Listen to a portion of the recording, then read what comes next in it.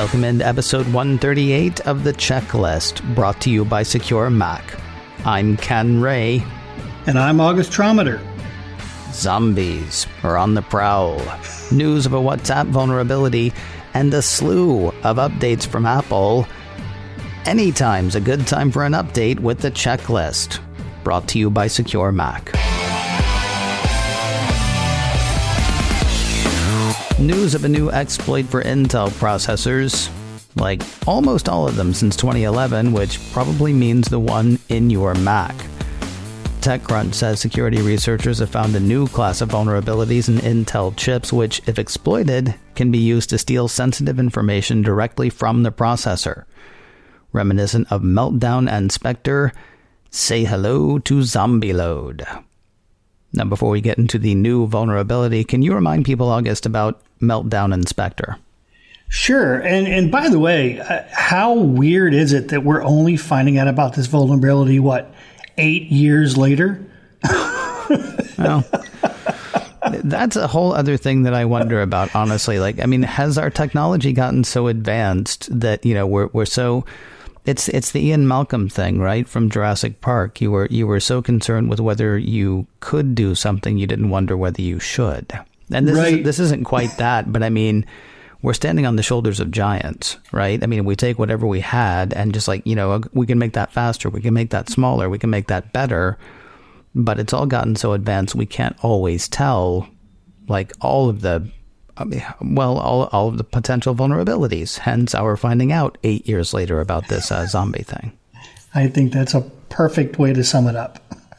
So Meltdown and Spectre, for people who don't remember, because that's been a few months, what was that? Yeah, so they use a tricky approach. Modern processors try to guess which part of a program you're going to need next, and it loads that code and data. That way, if it guesses correctly and you need to do that, it's already loaded, the processor runs it, it's so much faster and more efficient for you. Meltdown and Spectre take that data stored in the processor, things like passwords, secret keys, private messages, and then it leaks that information to whatever app wants access to it. And researchers are saying that ZombieLoad is similar. Yeah, it is similar. It takes a slightly different approach. When your processor is running code and encounters data that it doesn't understand, it turns to its own sort of internal microcode. Sometimes we call it firmware, to get a little help and prevent crashes. Usually one app can't see the data from another app, but this flaw allows apps to see the data from other apps. So Zombieland leaks any data loaded by the processor's core to whatever data Zombieland is sort of attached to. See, I almost made that mistake several times myself, just so we're clear. It's ZombieLoad, not Zombieland. Zombieland was a movie with the kid from The Social Network, and I want to say Woody Harrelson. ZombieLoad is ZombieLoad is Zombieland 2. Right. Well, it ought to be. And then it'd be fine that we got the confusion. In case you're wondering, AMD and ARM processors are not thought to be vulnerable, though, as I said earlier, nearly every computer with Intel chips dating back to 2011 is affected. According to TechCrunch, Intel has released microcode to patch vulnerable processors, including Intel Xeon, Intel Broadwell, Sandy Bridge, Skylake, and Haswell chips. Intel Kaby Lake, Coffee Lake, Whiskey Lake, and Cascade Lake chips are also affected, as well as all Atom and Knights processors. How do you protect yourself? You stay on top of your updates.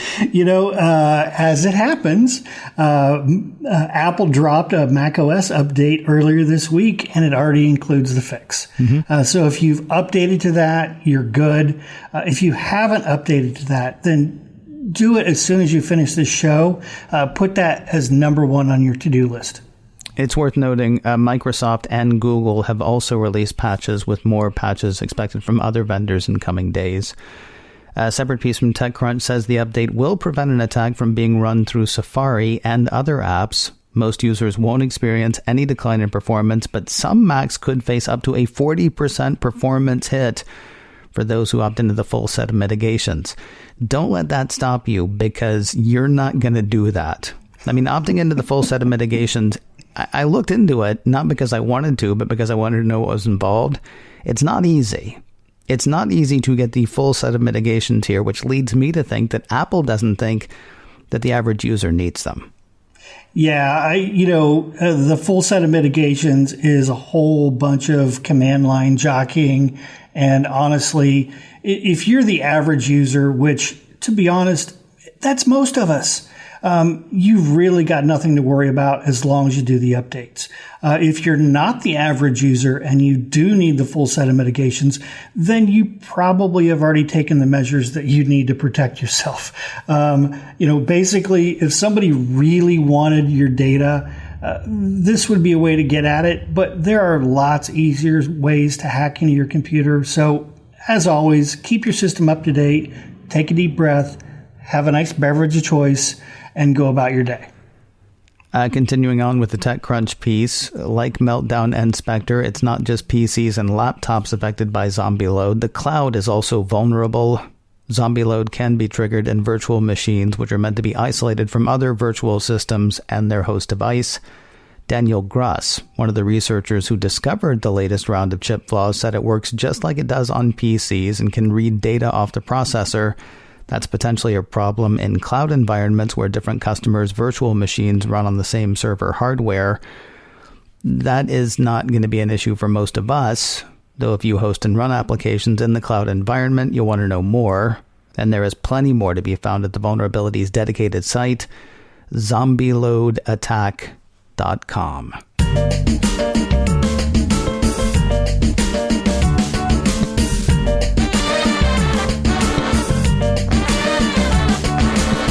Facebook seriously never fails to disappoint. Although I will say there is part of what they did here that I like, but we'll get to that in a bit.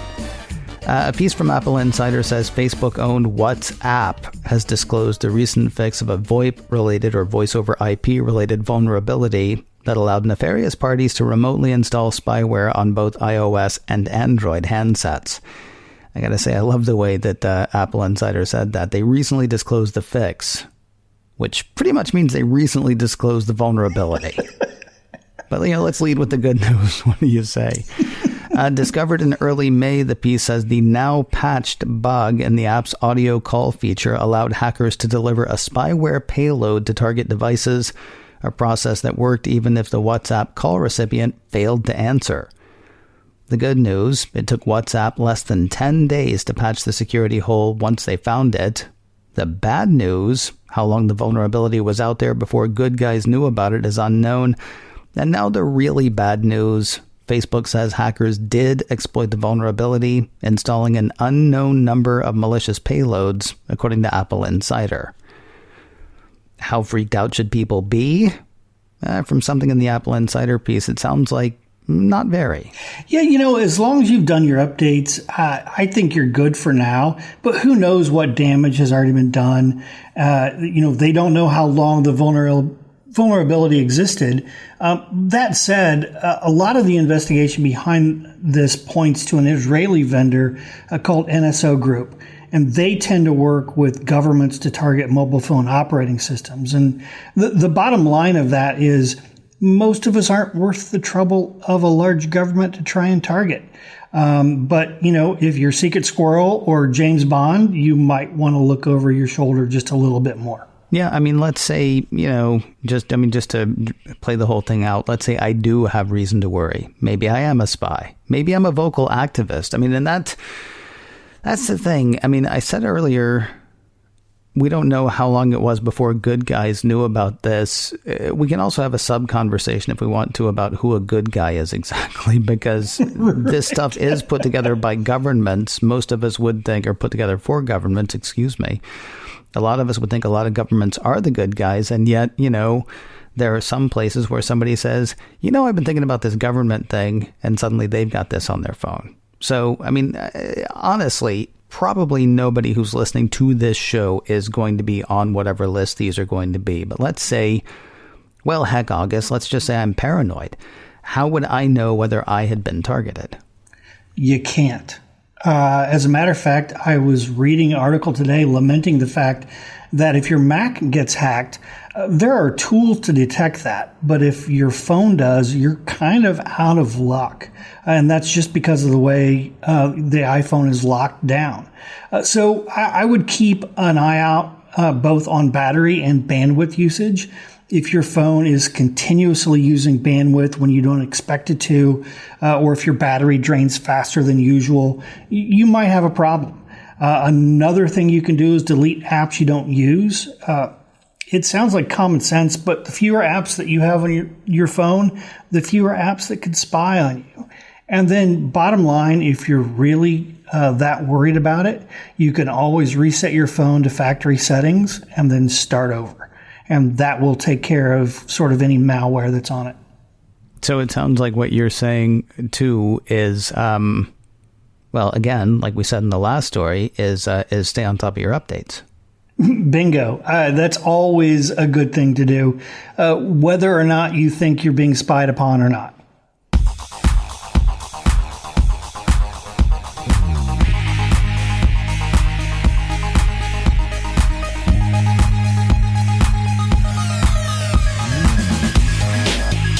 You want updates? Apple's got them. WhatsApp's got them. And Apple's got some more. We'll hit which ones and reasons to update in a moment, but first a word about MacScan 3 from SecureMac. People used to think that Macs were immune to malware. While that's never been the case, it's less true today than ever before. More and more people are using Macs, doing more shopping, storing more information, giving more bad guys more reasons to try to hack in. The number of malicious files for Macs has increased exponentially over the last decade. Staying ahead of the bad guys is important, and MacScan 3 can help. MacScan 3 is a great defense against malicious software attacks aimed at your Mac. It detects and removes Mac malware, catches keyloggers, removes tracking cookies, and provides full-range or targeted scanning, all without crowding up your hard drive or slowing down your computer. Give worry the boot with MacScan 3 from SecureMac. Sign up for a free 30-day trial today at securemac.com/MacScan. That's MacScan 3 by SecureMac. Your 30-day free trial is waiting at securemac.com/MacScan. Well, updates have been the key to a lot of today's checklist, so why not end with a lot of updates? A few big ones from Apple hit on Monday. Apple Insider says iOS 12.3 brought with it an updated Apple TV experience, including Apple TV channels. It also brought changes to the Wallet app, including some features altered in preparation of the launch of Apple Card, the credit card Apple announced earlier this year, due out later this year.